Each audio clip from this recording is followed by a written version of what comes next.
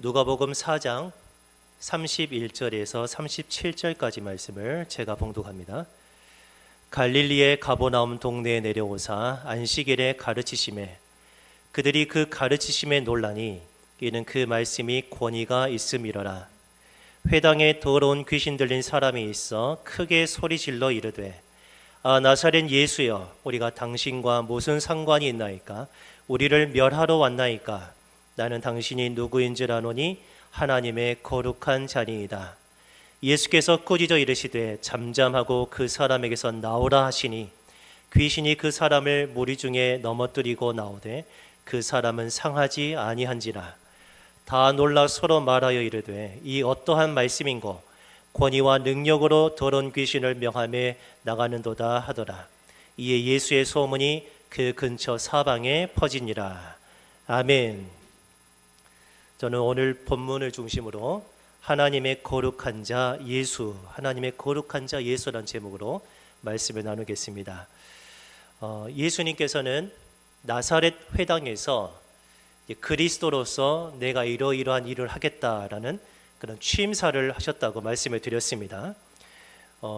말씀을 보자면은 누가복음 4장 18절과 19절인데요.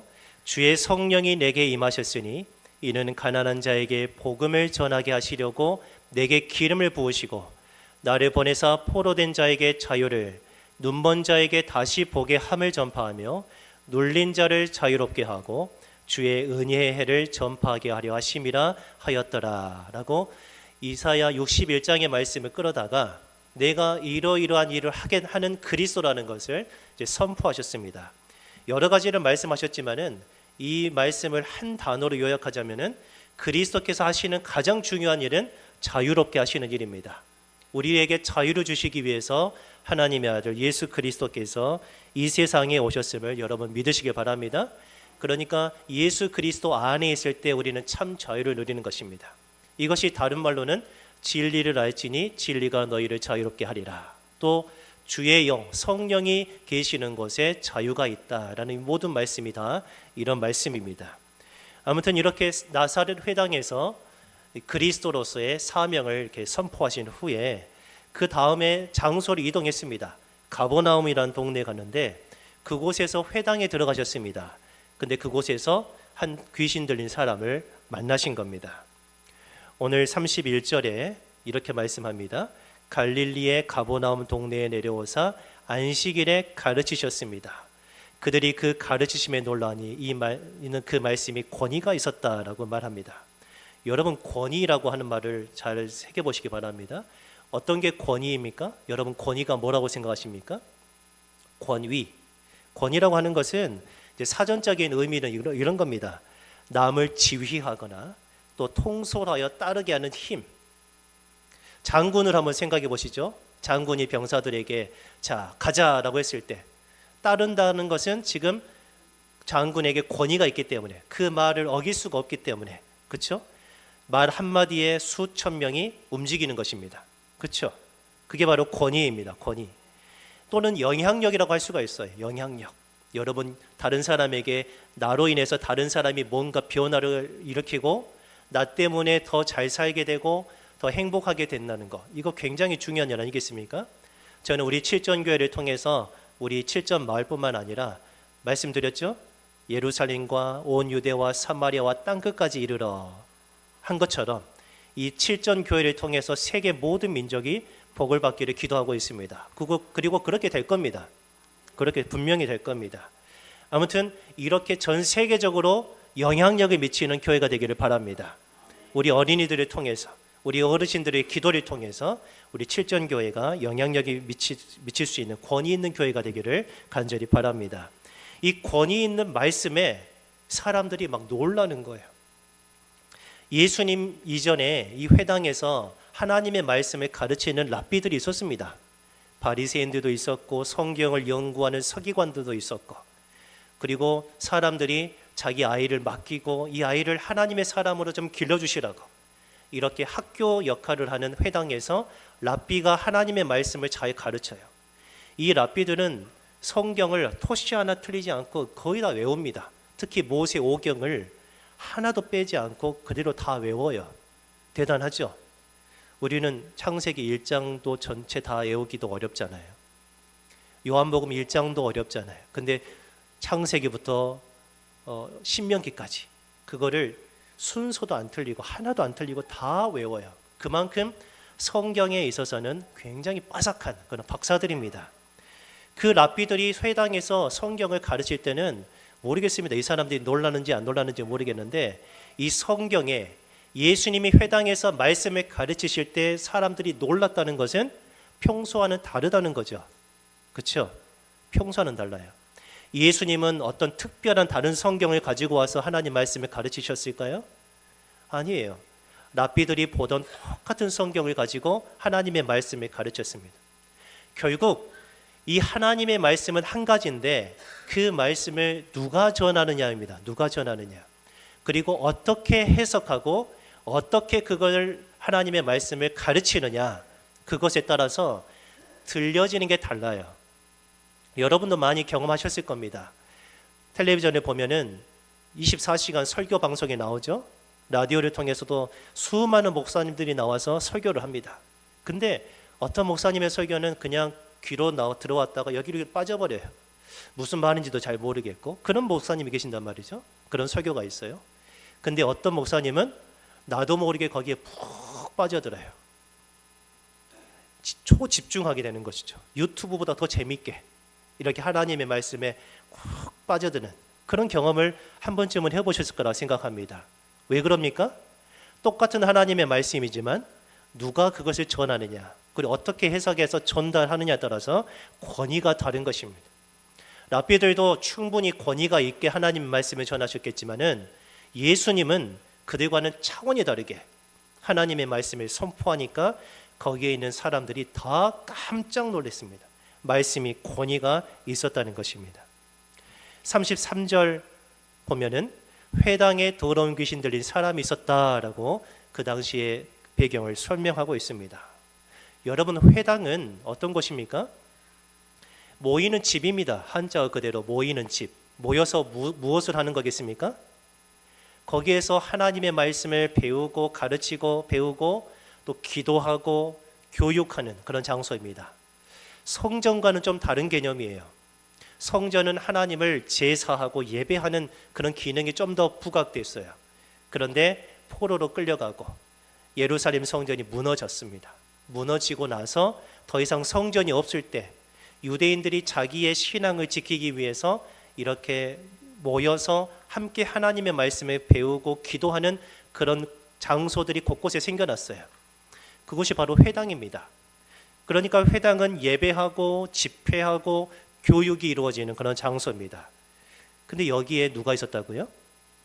회당에 성전 거룩한 것은 아니지만 성전과는 좀 다른 그 개념이긴 하지만 그 하나님을 예배하고 하나님의 말씀을 가르치는 그 회당에 더러운 귀신 들린 사람이 있었다는 거예요. 어떻게 그게 가능할까 하는 거죠. 어떻게 하나님을 예배하고 성경을 가르치는 그곳에 더러운 귀신 들린 사람이 있을 수 있는가? 충분히 가능하다는 것입니다. 이걸 한번 생각해 보세요. 지금 여러분이 다 하나님을 예배하러 오셨다고 지금 오셨습니다. 하나님을 예배하러 오셨어요. 그런데 하나님을 예배하는 자리에 있다고 해서 이 자리에 있다고 해서 모든 사람이 다 참되게 하나님을 예배하는 것은 아니죠.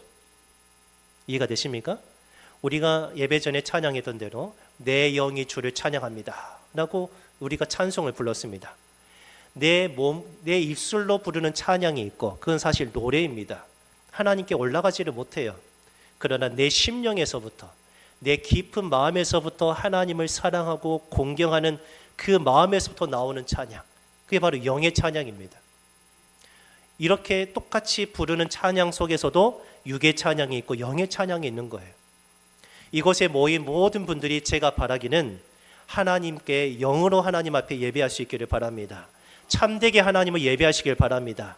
그런데 모든 예배 자리에 나왔다고 해서 그 사람들이 전부 다 하나님의 거룩한 자녀들은 아니라는 사실입니다. 그곳에 분명히 더러운 사람들도 있다는 거예요. 심지어 귀신 들린 사람도 예배 자리에 나올 수가 있습니다. 성경을 배우고 기도하는 모임에 참여한다고 해서 거기에 모인 모든 사람이 다 거룩한 것은 아닙니다. 이것은 잘못하면 헛된 위안을 삼을 수가 있어요. 하나님을 경외하는 마음 없는데 주일에 한 번 예배당에 나왔습니다. 예배당에 교회당에 나왔어요. 나는 할 것 다 했다.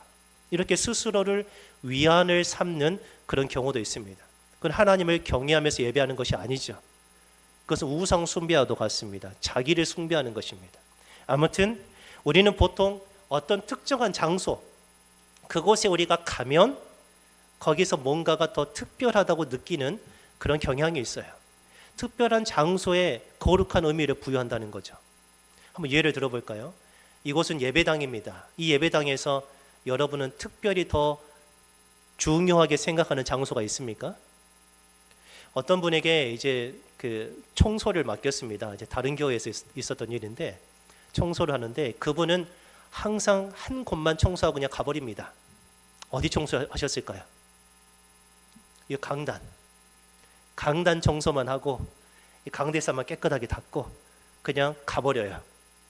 다른 데는 청소하고 싶은 마음이 없는 거죠. 왜일까요?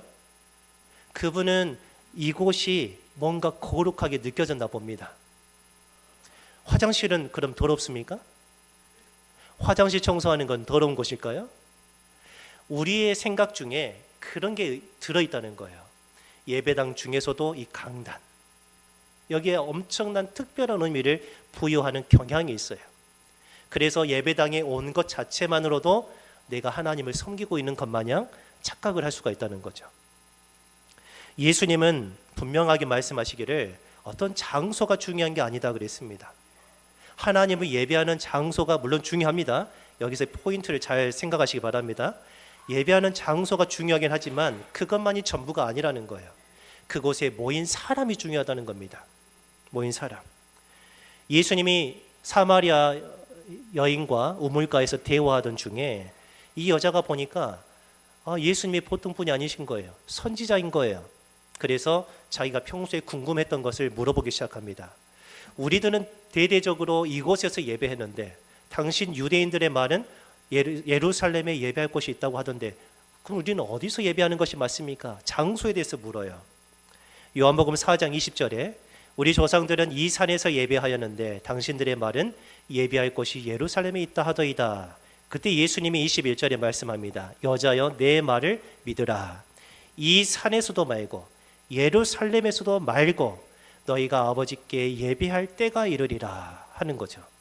그러면서 이렇게 말씀하십니다. 아버지께 참되게 예배하는 자들은 예루살렘에서 예배해라 하지 않으셨습니다. 사마리아에서 예배해라 하지 않으셨습니다. 영과 진리로 예배할 때가 오나니 곧 이때라. 아버지께서는 자기에게 이렇게 예배하는 자들을 찾으시고 만나신다는 겁니다.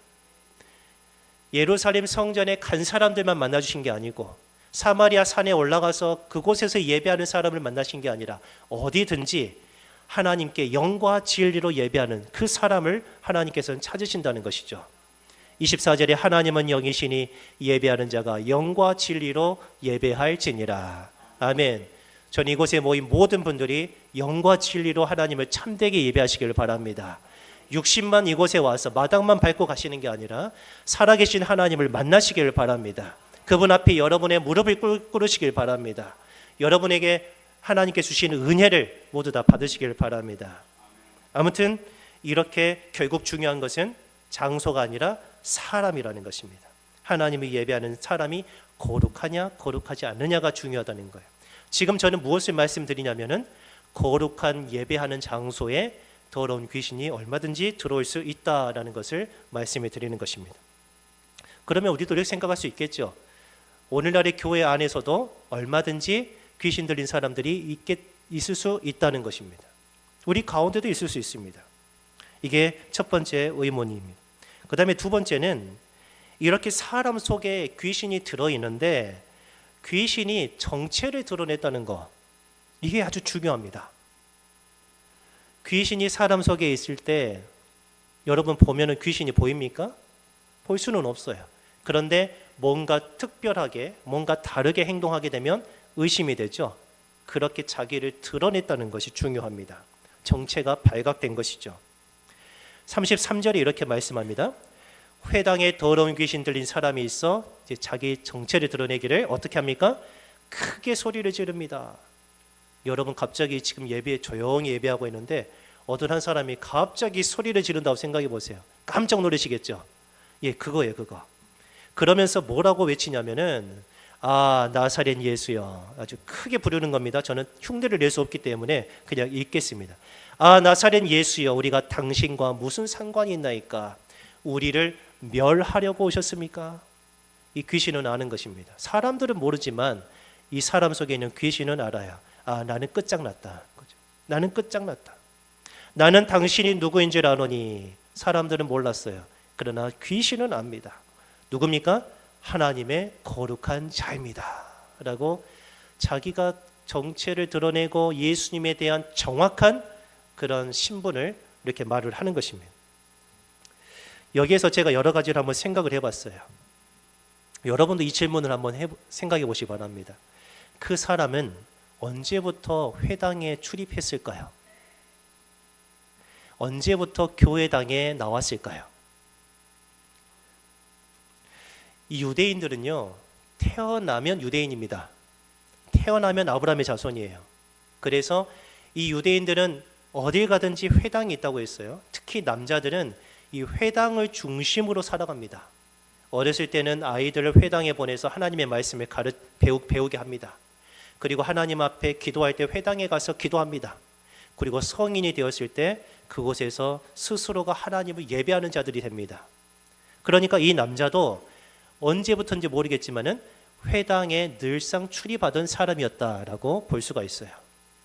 그 다음에 또 하나, 언제 귀신이 들어갔을까 하는 거죠.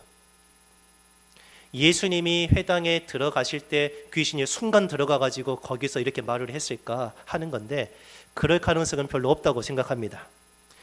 성경은 언제 들어갔다고 명확하게 말하고 있지 않아요. 그래도 충분히 추측할 수 있는 것은 적어도 상당 기간 귀신 들린 채로 회당을 왔다 갔다 한 사람일 거라고 충분히 예상할 수 있습니다. 왜냐면요, 여러분 귀신 들린 사람을 본 적이 있으십니까?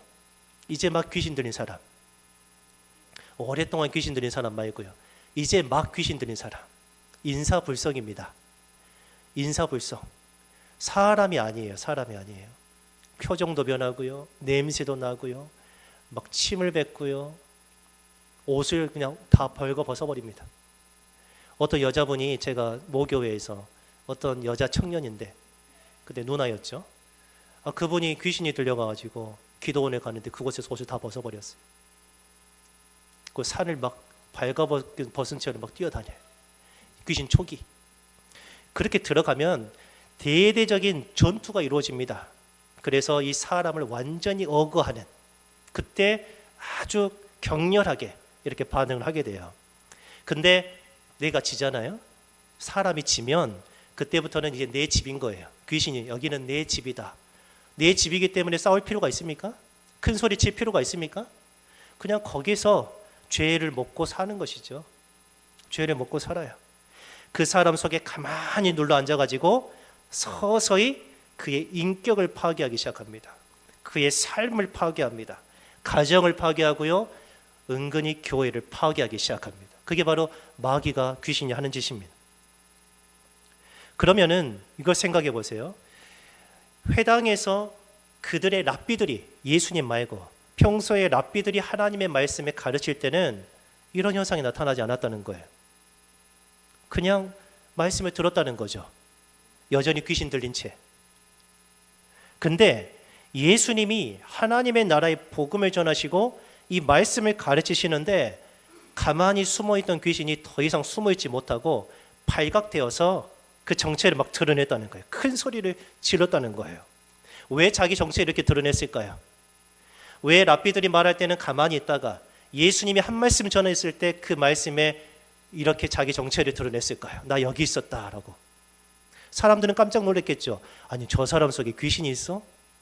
우리와 함께 어렸을 때부터 회당에 다녔고 하나님의 말씀을 배웠고 함께 찬양하고 함께 기도했던 그 사람 안에 귀신이 있었다고? 깜짝 놀랐을 거예요. 왜 그렇게 됐을까요? 이유는 두 가지입니다. 첫 번째는 예수님의 말씀에 뭐가 있어요? 권위가 있었기 때문입니다. 권위. 그 권위 앞에 아무리 힘센 마귀의 귀신일지라도 예수님의 그 권위 앞에 다 드러나게 되어 있습니다. 숨을 수가 없어요. 이게 첫 번째 이유입니다. 그리고 두 번째는 권위 있는 그 예수님이 누구시라고요? 하나님의 거룩한 자이기 때문입니다. 예수님의 말씀에는 권위가 있습니다. 예수님의 말씀은 빛과도 같습니다. 빛이에요, 빛. 그래서 빛이 하는 일은 이런 것이죠. 어둠을 몰아내는 겁니다. 여러분 이 일 마치고 집에 들어가면 캄캄하죠?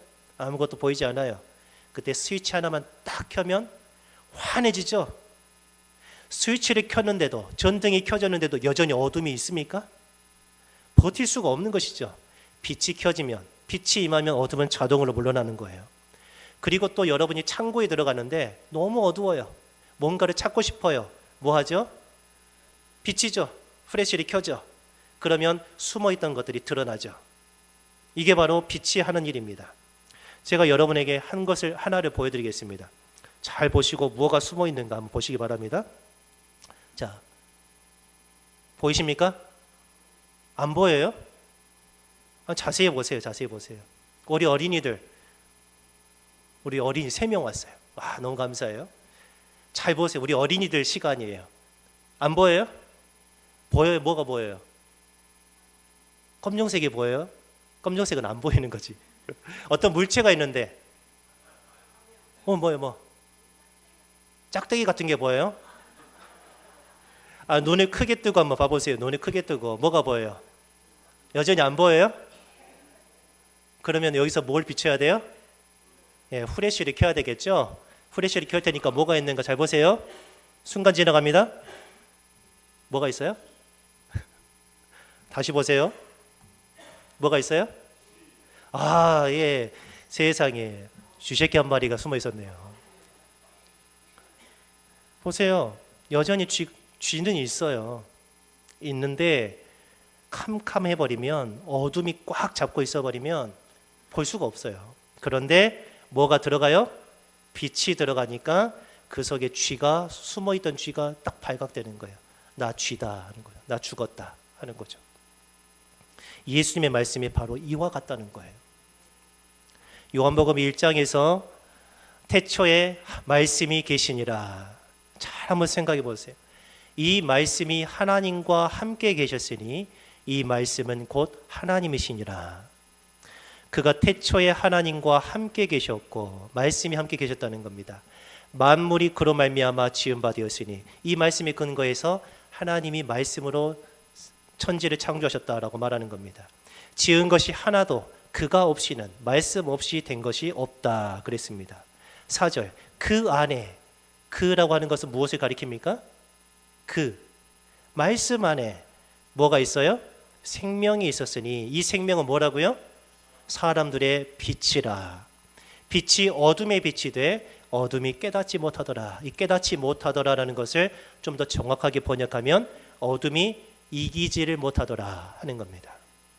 이 빛이 어둠의 빛이니까 빛이 저항할 수 없이 바로 도망가더라 라는 거예요. 자, 제 성경을 이렇게 했습니다. 요한복음입니다. 하나님의 말씀이죠. 이 말씀이 뭐라고요? 곧 하나님이시라는 겁니다. 이 기록되어 있는 말씀이 하나님이세요. 그러니까 우리는 하나님을 무엇을 통해 만납니까? 말씀을 통해서 만나는 거예요.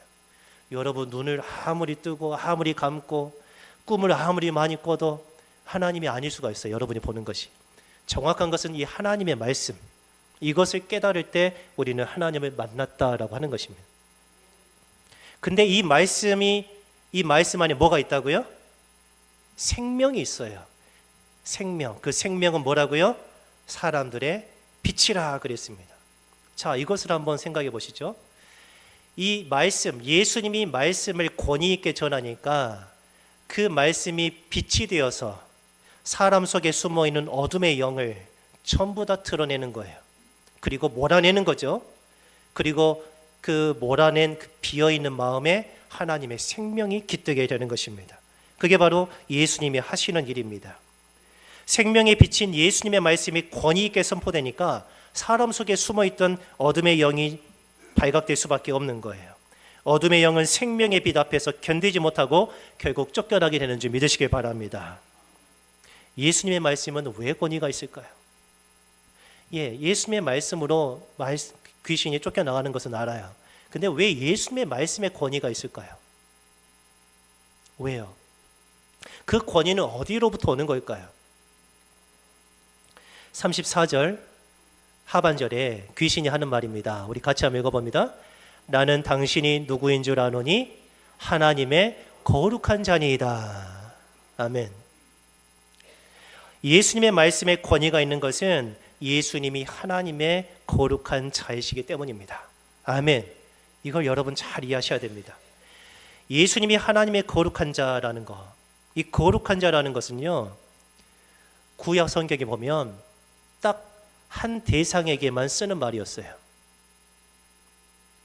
딱 한 분에게만 쓰는 말이었어요. 그분이 누구실까요? 여호와 하나님. 여호와 하나님께만 붙일 수 있는 호칭이었습니다. 사람에게 거룩한 자라고 말할 수가 없었어요. 물론 우리가 성도라고 하죠. 성도, 거룩한 물이라고 하지만 구약에서 말하는 그런 거룩함과는 좀 달라요. 구약에서 말하는 거룩한 자는 절대적으로 거룩하신 우리 하나님인 것을 여러분 믿으시길 바랍니다.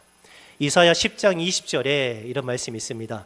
그날에 이스라엘의 남은 자와 야곱 족속의 피난한 자들이 다시는 자기를 친자를 의지하지 아니하고 이스라엘의 거룩하시니 여호와를 진실하게 의지하게 될 것이다 라고 이렇게 예언을 하고 있습니다. 이뿐 아니라 이사야의 상당히 많은 부분에서 여호와 하나님을 가리켜서 이스라엘의 거룩하시니 거룩하신 분 이렇게 부르고 있어요. 그러면은 여호와 하나님께만 사용할 수 있는 그 호칭 거룩한 자를 이제 누구에게도 사용하고 있는 거예요? 귀신이 하는 말이 나는 당신이 누구인 줄 아노니 하나님의 거룩한 자입니다 라고 하는 것은 예수 그리스도께서 누구시라고요? 하나님 자신이라는 것을 말하고 있습니다. 아멘. 예수님은 하나님이세요. 예수님은 거룩하시기 때문에 거룩하게 하시는 일을 하십니다. 여러분 집이 더럽습니다. 누가 치웁니까 집을? 평소에 지저분하게 하는 사람, 평소에 자기 관리가 깨끗한 사람 누가 치웁니까? 교회당에 보면은 바깥에 보면은 뭐 치울 것이 많잖아요. 낙엽도 있고 동백꽃도 떨어지고 밟혀서 막 지저분합니다. 누가 그걸 치울까요? 본 사람. 근데 본다고 해서 떨어졌네 하고 그냥 가는 사람이 있고 어떤 사람은 떨어졌네 하고 치우는 사람이 있다는 거예요. 아마 치우는 사람은 그 집에 가면 아마 깨끗할 겁니다. 왜요? 평소에 더러운 것을 못 봐요. 그러니까 항상 자기 관리가 깨끗해요.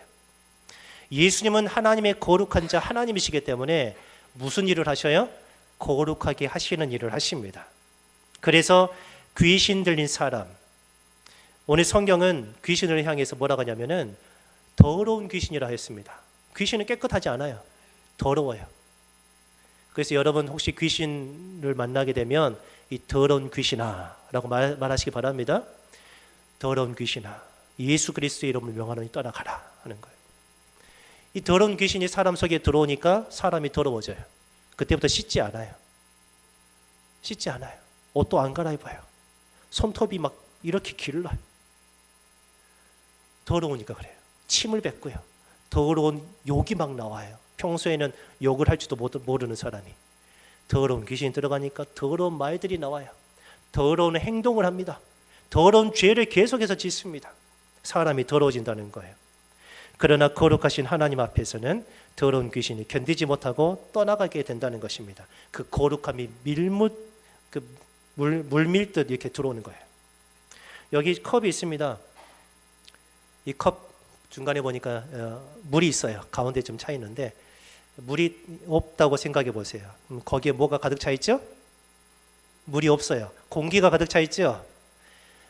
공기가 가득 차 있는데 이 공기를 빼낼 수 있는 방법은 물을 갖다 부으면 돼요. 물이 들어가면 들어갈수록 공기는 나가는 거죠. 예수 그리스도의 그 거룩함이 내 안에 올수록 내 안에 있는 모든 더러운 것들은 하나씩 다 밖으로 빠져나간다는 것을 여러분 기억하시기 바랍니다. 이 거룩하신 예수님이 더러운 귀신을 꾸짖으셨습니다. 뭐라고 하십니까? 그 사람에게서 나오라 하는 거죠. 그 사람에게서 나오라. 그러니까 귀신이 그 사람을 무리 중에 막 갑자기 넘어뜨립니다. 입에서 막 거품이 물어요. 그래도 하나도 상하지 않아요. 하나님은 그 사람을 지금 치료하고 계시는 겁니다. 그 광경을 보고 다 놀라서 서로 말합니다.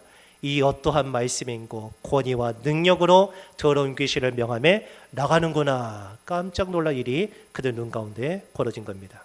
말씀을 정리하겠습니다. 예수님은 그 더러운 귀신을 쫓아내셨습니다. 그리고 그 사람을 더 이상 더럽게 내버려 두지 않으시고 거룩하게 하셨어요. 그 사람은 나중에 어떻게 살았을까요? 여전히 죄 가운데 살았을까요? 여전히 더럽게 살았을까요? 여전히 교회도 가정도 파괴하면서 살았을까요? 아니요. 완전히 새롭게 된 것입니다. 새 사람이 되는 거예요. 마찬가지입니다. 예수님은 오늘도 우리를 이렇게 만나주고 계신다는 거예요. 우리 안에 있는 모든 더러운 죄, 나도 모르게 들어와 있는 어둠의 영들, 더러운 귀신들을 예수 그리스도께서 몰아내시기 위해서 이곳에 계신 것을 믿으시길 바랍니다. 우리를 하나님 앞에 점도 없고 흠도 없고 거룩한 자로 세워주셨음을 여러분 꼭 믿으시길 바랍니다.